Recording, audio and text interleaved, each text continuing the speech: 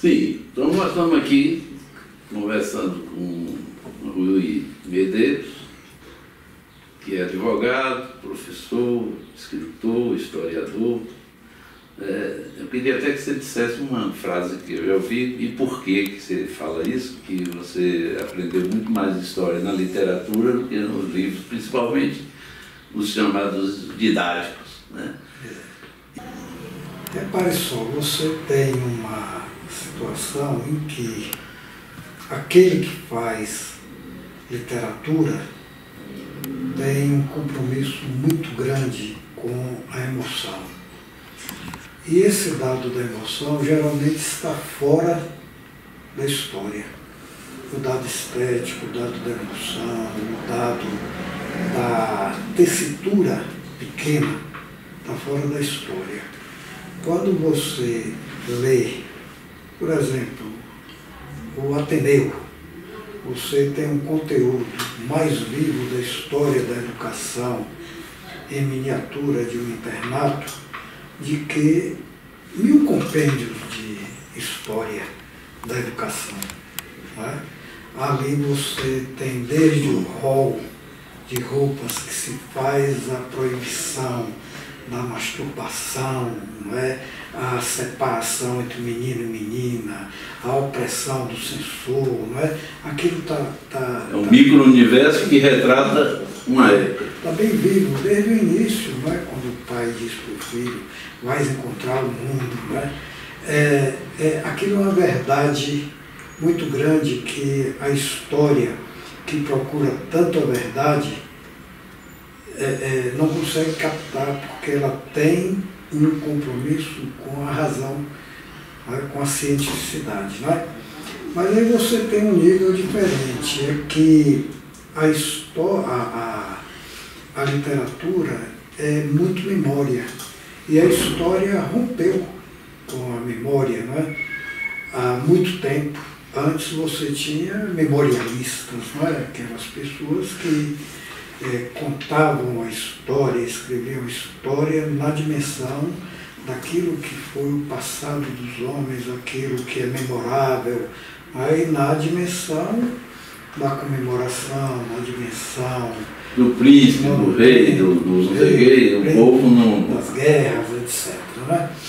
Bom, mas nesse sentido, né, a memória ainda pesa muito, ela ainda consegue informar muita coisa, e a literatura fica aí no meio caminho entre aquilo que é a história, né? A história vista com a estética, com a invenção, não é? Com a reelaboração, e a história, né? Que é vista como razão, né? O homem no tempo, né? O homem no tempo.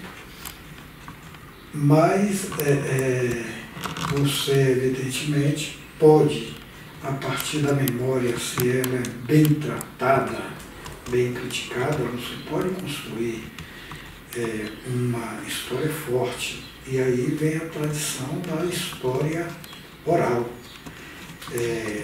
Você chega a um determinado momento que não possui fontes, possui uma série de vestígios suficientes, aí você vai ter que se valer da memória, não é? Não daquela história oral que os americanos incentivaram, institucionalizaram bastante na década de 50, sobretudo, né? 50, de 40 para 50 até 60, né? Mas uma história oral mais na tradição da Inglaterra, na tradição das necessidades da África, né? De recolher aquilo que os griots, né? Os testemunhos do passado diziam, né? Eles próprios se qualificavam como um saco de palavras, né? Eu sou um saco de palavras, né? E aí debulha, né? As dinastias, as sucessões no trono de cada local, etc. Mas, para você usar essa memória na construção histórica, existe crítica, né? Crítica que vai desde a literalidade, desde a linguagem, né? Em que você tem que perceber ali a ideologia que está por trás, por que são gentios, né? Por que os índios são gentios, né? Já que eles não tinham nenhuma preocupação com a religião católica, né, que deu esse nome, por que eles são bárbaros, por que os outros são civilizados.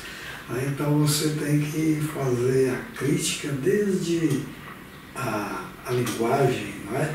Desde a linguagem até o conteúdo daquilo que é dito, para você utilizar uma fonte oral de memória, né? Uma fonte oral de memória. Mas ela é insubstituível, né? Em determinados momentos, o que é que você vai ter da memória dos campos de concentração, se não for, né, a história dos campos de concentração, se não for a partir da memória daqueles que foram vítimas, dos sobreviventes. Dos sobreviventes, né? Sobreviventes. O primeiro grande livro, né, do Holocausto é o de Primo Levi, não é? Primo Levi, que na verdade é um literato, né? Na verdade um grande escritor. Então aparece aí, os historiadores vêm depois, né? Quando reúne muita coisa e quando se consegue chegar até os acervos. Mas esses dados, em determinados momentos, são o que seria de Canudo se não fosse memória, do contestado, etc. Você teria a visão dos jornais, na época, todos ideologicamente envolvidos, né?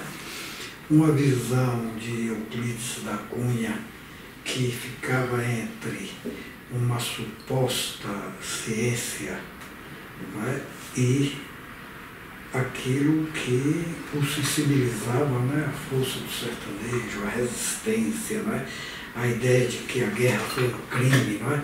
Então você tinha aquele Euclides bem contraditório, né, uma teoria racial, mas tentando entender, tentando defender e denunciar aquele crime. Não é? E depois alguns relatos que estão no nível também da memória, não é? Até você chegar à história crítica, você passou, na verdade, aí pela memória. Pode porque você tem alguns documentos, não é, que relatam o massacre aos índios, não é? Tem alguns documentos nesse sentido, em que você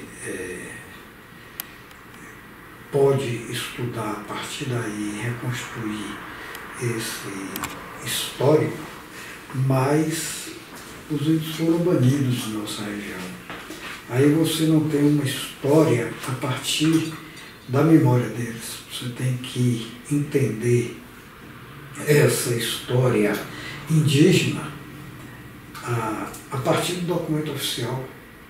É uma leitura daqueles documentos, uma perspectiva de quem foi dominado. É a versão, né, de um lado. Exato, né? Aí você tem que desmascarar o que está ali naqueles documentos. Né? O que é realmente viver em tribo? O que é viver em tribo? Aquilo corresponde aqui à economia. O que é ser selvagem? O que é ser civilizado? Né? O que é ser preguiçoso? Não é? O que é ser preguiçoso? Indolente. Dentro de uma economia, dentro de uma economia em que não se precisa produzir em excedência para vender, todo mundo é preguiçoso. Não é? Todo mundo é preguiçoso. Agora, se eu preciso vender, tenho que produzir muito. Se eu não produzo, eu sou outro tipo de preguiçoso.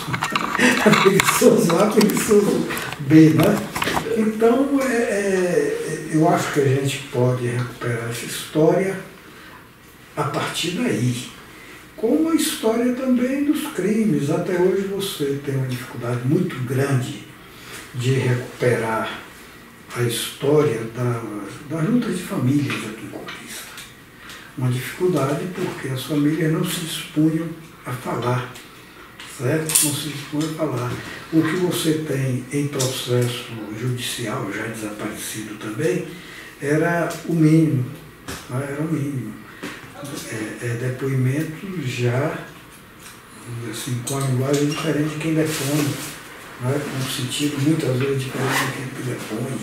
E aí há toda uma dificuldade fazer isso. Você tem aqui, por exemplo, uma perseguição a Olímpio entrou, não era o juiz de paz, que entrou em confronto, né, com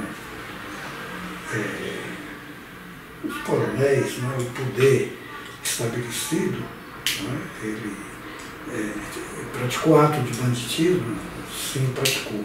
Mas aí o que houve em relação aos partidários dele, do ponto de vista do massacre, foi uma coisa assim,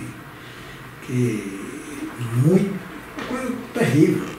Tão terrível que um dos principais membros do grupo político dominante rompeu com o grupo por não concordar com aquele tipo de prática de extermínio.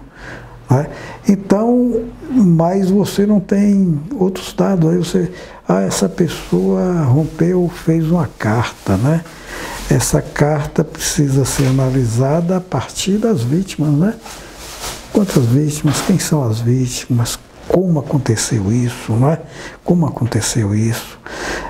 Então, há uma dificuldade muito grande esse negócio de abafar as lutas, não é?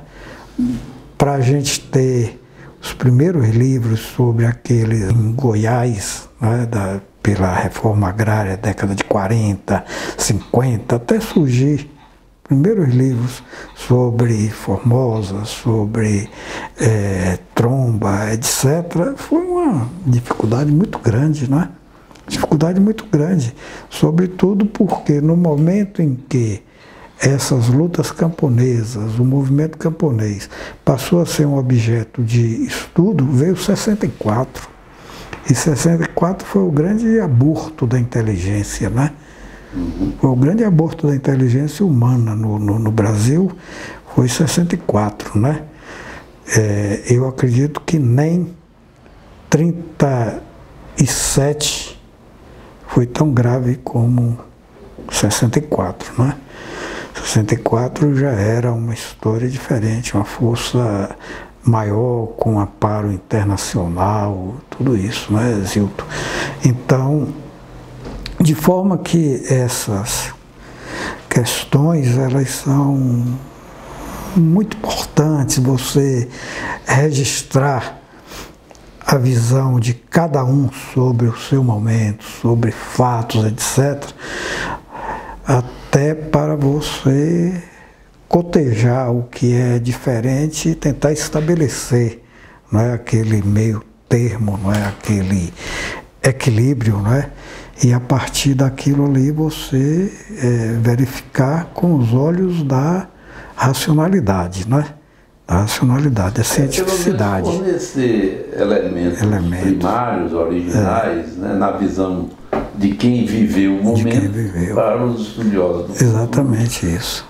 Exatamente. Compreenderem os desdobramentos que houve, né?